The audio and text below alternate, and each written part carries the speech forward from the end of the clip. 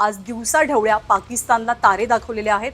पाकिस्तानची 4 महत्त्वाची शहरं, ज्यामध्ये लाहोर, रावळपिंडी, कराची आणि सियालकोट या 4 शहरांचा समावेश आहे। या 4ही शहरांवरती भारतानं ड्रोन हल्ले केलेले आहेत, ज्याची ऑफिशियल माहिती भारताच्या सैन्य दलाकडनं देण्यात आलेली आहे। एक मोठं प्रेस रिलीज प्रसिद्ध झालं आणि कशा पद्धतीनं पाकिस्ताननं जेव्हा हल्ल्याचा प्रयत्न केला तेव्हा भारतानं उत्तर दिलं हे सांगितलेलं आहे। इथे काय केलं, या 4 शहरांमध्ये भारतानं नेमकं काय केलंय, तर या 4ही शहरांची रडार सिस्टीम भारतानं पूर्णपणे उद्ध्वस्त करून टाकलेली आहे। एखाद्या शहरासाठी त्याची रडार सिस्टीम म्हणजे त्याची कवच कुंडलं असतात। एखादं संवेदनशील शहर असेल, महत्त्वाचं शहर असेल, तर या शहरांवरती रडार सिस्टीम ही 24/7 ॲक्टिवेटेड असते।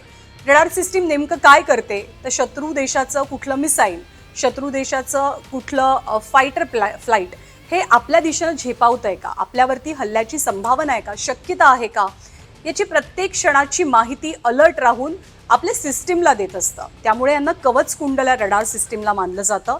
पण जेव्हा पाकिस्ताननं भारताच्या 15 ठिकाणांवरती मिसाईल डागण्याचा प्रयत्न केला ऑपरेशन सिंदूर नंतर, त्याला भारतानं उत्तर दिलं आणि या 4ही शहरांची रडार सिस्टीम पूर्णपणे उद्ध्वस्त करून टाकलेली आहे।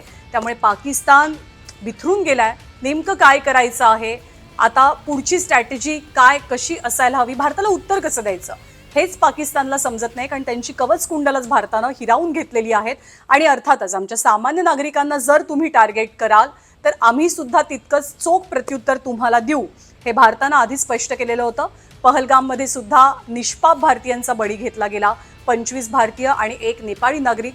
त्याचंच उत्तर ऑपरेशन सिंदूरच्या माध्यमातून भारतानं दिल्यानंतर पाकिस्ताननं जेव्हा अटॅकचा प्रयत्न केला तेव्हा निश्चितपणे भारतानं सुद्धा चोख प्रत्युत्तर दिलेलं आहे।